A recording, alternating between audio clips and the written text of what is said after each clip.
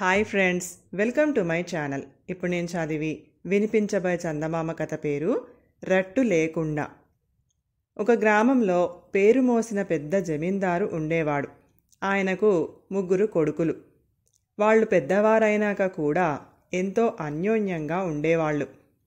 ఒకరినొకరు ఎంతో గౌరవాభిమానాలతో చూసుకునేవారు. వారికి వంశ మర్యాద అన్నది ప్రాణంతో సమానం.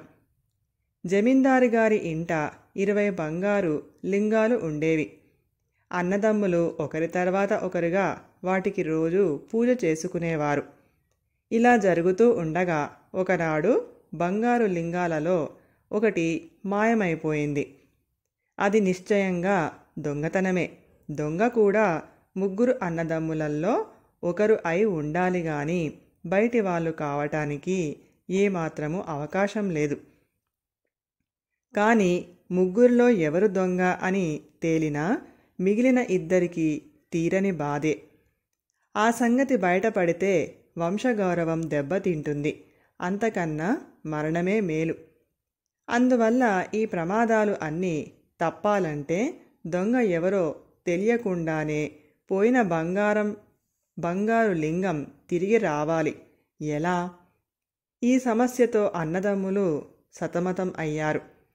చివరకు పెద్దవాడు నగరంలో ఉండే న్యాయాధికారిని సలహా అడగటానికి బయలుదేరాడు. అతని వెంటనే 2వాడు, 3వాడు కూడా బయలుదేరారు. న్యాయాధికారి చాలా సూక్ష్మబుద్ధి గలవాడని చెప్పుకునేవారు. అన్నదమ్ములు 3 న్యాయాధికారి వద్దకు వెళ్ళి జరిగింది అంతా చెప్పి, ఈ దొంగతనం రట్టు కావటం మాకు ఎంత మాత్రమూ ఇష్టం లేదు. దొంగ ఎవరో మాకు తెలియనవసరం కూడా లేదు. పోయిన బంగారం లింగం తిరిగి దొరికితే చాలు. మీ తెలివితేటలన్నీ ఉపయోగించి మా లింగాన్ని మాకు తిరిగి ఇప్పించారంటే మా వంశగౌరవం కాపాడి మాకు మహోపకారం చేసినవారు అవుతారు అన్నారు. నాయనలారా, మీ సమస్యను అర్థం చేసుకోవటానికే నా తెలివితేటలు చాలకుండా ఉన్నాయి. దాన్ని పరిష్కరించటం నా వల్ల ఎక్కడ అవుతుంది? ఇప్పటికే పొద్దుపోయింది. ఈ రాత్రికి నా ఆతిథ్యం స్వీకరించి విశ్రాంతి తీసుకోండి. రేపు ఉదయం మీ సమస్య గురించి తీరికగా వింటాను అన్నాడు న్యాయాధికారి. ఆయన లోపలికి వెళ్ళి వచ్చి జమీందారు కొడుకులతో, మీ పూజకు మా అమ్మాయి 20 బంగారు లింగాలను సిద్ధం చేస్తున్నది. మీ అలవాటు ప్రకారం పూజ చేసుకోండి. తర్వాత భోజనాలకు కూర్చుందాం అన్నారు. ముందుగా పెద్దవాడు లింగార్చనకు వెళ్ళాడు. అర్చన చేసేటప్పుడు అతనికి 19 లింగాలే కనపడ్డాయి. కానీ అతను ఆ విషయం పైకి ఎవరితోనూ ఏమీ అనక పూజ ముగించి అవతలికి వచ్చాడు.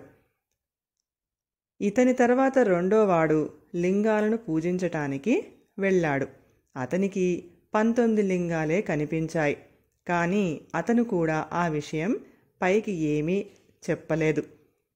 తర్వాత పూజకు వెళ్ళిన 3వాడు కూడా 19 లింగాలే ఉండటం గమనించి కంగారు పడ్డాడు. తన సొంత ఇంట లింగాన్ని దొంగలించిన వాడు అతనే. ఆ లింగం ఇంకా అతని వద్దనే ఉంది. తన అన్నలు గనక అతన్ని సోదా చేయకుండా వదిలారు. న్యాయాధికారి తన లింగం పోయిందని తనను సోదా చెయ్యవచ్చు. అప్పుడు తాను ఇంటి దగ్గర దొంగిలించిన లింగం కాస్త దొరికిపోతుంది. ఆ భయంతో అతను తన వద్ద ఉన్న లింగాన్ని ఆ 19 లింగాలతో కలిపి పూజ ముగించి ఏమీ ఎరగనట్టు ఇవతలికి వచ్చేశాడు. ఆ రాత్రి గడిచింది. మర్నాడు తెల్లవారుతూనే న్యాయాధికారి జమీందారు కొడుకులతో, అదృష్టవశాన మీరు పోగొట్టుకున్న లింగం దొరికింది. ఇదిగో ఆ లింగం. కావలిస్తే గుర్తులు చూసుకోండి. దొంగ ఎవరని నన్ను అడగకండి. ఎందుకంటే నాకు ఆ విషయం సరిగా తెలియదు అన్నాడు.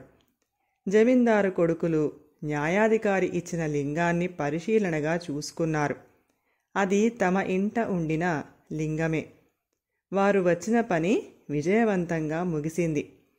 అన్నదమ్ములు ముగ్గురు న్యాయాధికారికి తమ కృతజ్ఞత తెలుపుకొని ఇంటికి తిరిగి వెళ్ళిపోయారు. కథ సమాప్తం. ఈ కథ గనక మీకు నచ్చినట్లయితే ప్లీజ్ లైక్ చేయండి, షేర్ చేయండి. మరిన్ని మంచి మంచి కథల కోసం మా ఛానల్ని సబ్స్క్రైబ్ చేసుకోండి. Thank you.